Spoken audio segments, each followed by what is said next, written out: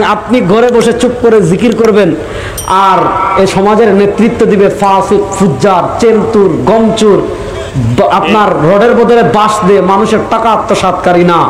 ব্রিটিশরা যেমন আমাদের ব্রিটিশের বিরুদ্ধে যেমন আমাদের আকাবিরগণ আন্দোলন করেছেন, জিহাদ করেছেন, ব্রিটিশকে পরাজিত করেছেন, দেশকে নেতৃত্ব দিয়েছেন, সুতরাং ব্রিটিশের বিরুদ্ধে আমাদের বাপদাদারা জিহাদ করেছেন। এই দেশের প্রকৃত মালিক আমরা, এই দেশে কথা বলবো আমরা, আমাদেরকে ওভারটেক করে কেউ কিছু করতে পারবে না। কথা ভালো করে বুঝেন। ব্রিটিশরা আমাদের আকাবিরিনদের ত্যাগের কারণে গেছে, কিন্তু ব্রিটিশরা আমাদের মাথায় সবচেয়ে বড় ক্ষতি যেটা করছে, খুব মনোযোগ দিয়ে কান খাড়া করে মুসলমান কথা শুনবেন। ব্রিটিশরা সবচেয়ে বড় যে ক্ষতি করছে আমাদের, কি করছে জানেন? ব্রিটিশরা আমাদের মাথায় আংশিক ইসলামের সফটওয়্যার দিয়ে দিয়েছে। কি জানেন? যেমন আমাদের বাংলাদেশের আপনি অনেক মানুষ পাবেন ইসলাম কি মনে করে জানেন? যে ইসলাম মানে মসজিদে নামাজ পড়বো, ইসলাম মানে ওয়াজ মাহফিল হবে, ইসলাম মানে জিকির হবে, ইসলাম মানে কোরবানের গরুর গোশত জবাই করে গোশত খাবো, বাস এটাই ইসলাম। হ্যাঁ, এটাও ইসলামের বিধান, আমি অস্বীকার করছি না, কিন্তু এটাই যদি একমাত্র ইসলাম হতো তাহলে তো নবী করিম সাল্লাল্লাহু আলাইহি ওয়াসাল্লাম মক্কা এত কষ্ট করার কোনো দরকারও ছিল না। নবী করিম সাল্লাল্লাহু আলাইহি ওয়াসাল্লাম উহুদে দান্দান মুবারক শহীদ করারও দরকার ছিল না। কাফেররা তো প্রস্তাব দিয়েছিল যে মুহাম্মদ সাল্লাল্লাহু আলাইহি ওয়াসাল্লাম মারামারি বহু হয়েছে, রক্তারক্তি বহু হয়েছে, এক কাজ করেন, সন্ধি করে ফেলি, আপনি আপনার মতো ধর্ম পালন করেন, আমরা আপনার মতো আমাদের ধর্ম পালন করব, আপনি মাঝে মধ্যে আমাদের এখানে আসবেন, আমরা মাঝে মধ্যে আপনার এখানে যাব, একটা চুক্তি হয়ে যাক, একটা ঐক্য হয়ে যাক, একটা সুলহ হয়ে যাক। না, আল্লাহ ইসলামকে দুনিয়াতে কেন দিয়েছেন? আল্লাহ কোরআনকে দুনিয়াতে কেন দিয়েছেন?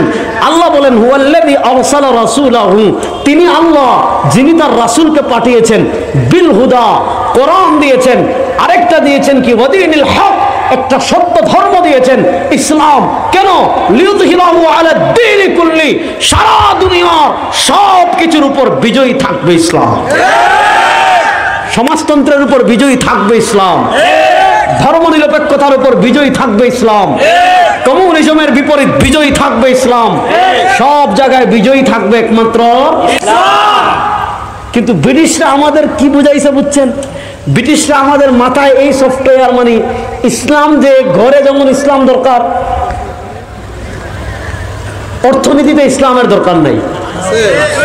ব্যাপারটা বুঝেন। একটা যেমন আমাদের বাংলাদেশের রাষ্ট্র পরিচালনা হয়, আমাদের অর্থনীতি কিসের উপর? আমাদের অর্থনীতি সুদভিত্তিক অর্থনীতি।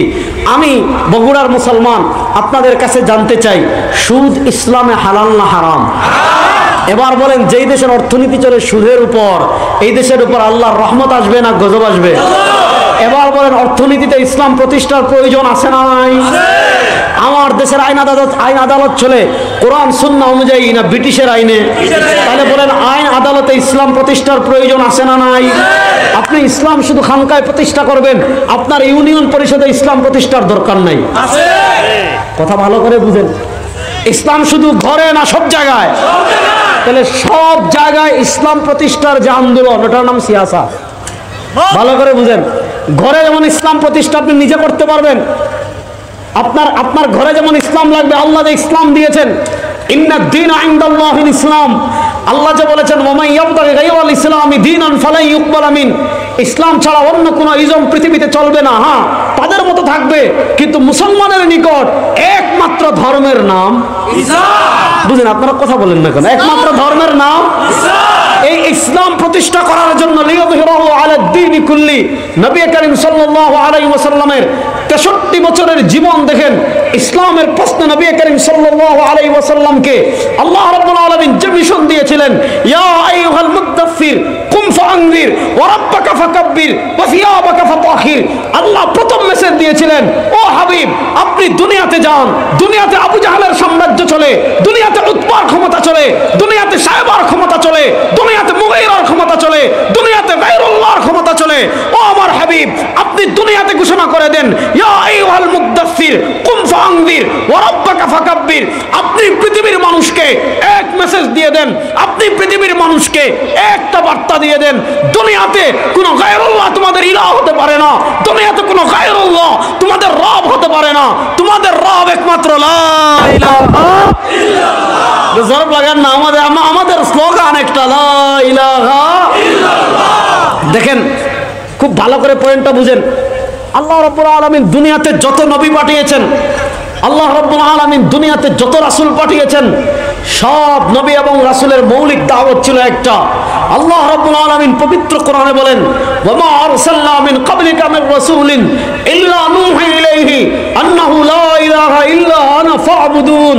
সব নবী নূহ আলাইহিস সালাতু ওয়াস সালাম এক মেসেজ দিয়েছেন, ইব্রাহিম আলাইহিস সালাম এক মেসেজ দিয়েছেন, ঈসা এক মেসেজ দিয়েছেন, মূসা এক মেসেজ দিয়েছেন, ইউসুফ এক মেসেজ দিয়েছেন।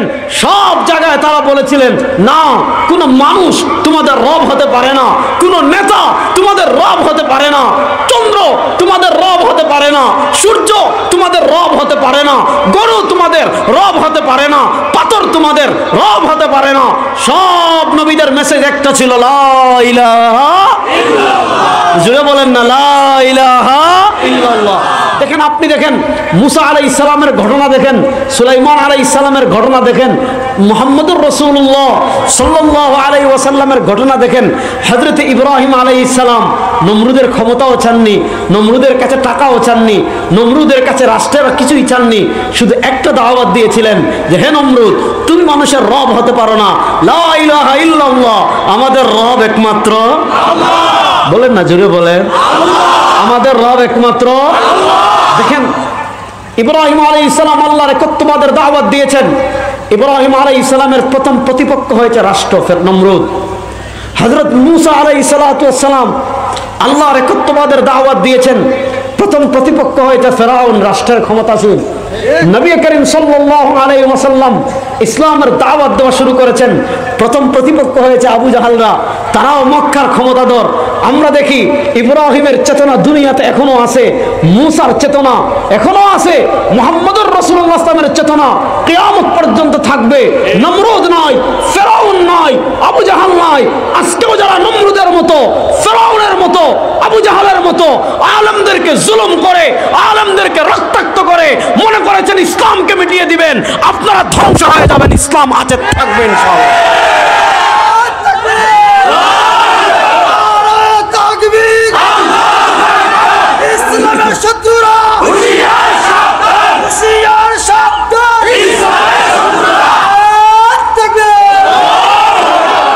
দেখেন, ওই ব্রিটিশরা আমাদের মাথায় এটা দেওয়ার কারণে, এজন্য দেখেন আমরা যদি রাজনীতিতে আসি, হুজুর আপনাদের কাজ তো এটা না, বলবে কি আপনাদের কাজ নামাজ পড়ানো, আপনাদের কাজ রোজা রাখা, আপনাদের কাজ হজ করা, আপনাদের কাজ না, এগুলো আমাদের কাজ। কিন্তু শুনেন, কিয়ামতের আলামতগুলোর একটা আলামত শুনেন। নবী করিম সাল্লাল্লাহু আলাইহি ওয়াসাল্লাম হাদিসে কি বলেন, হাদিসটা ভালো করে শুনেন আর আমাদের বর্তমান সমাজের সাথে মিলান।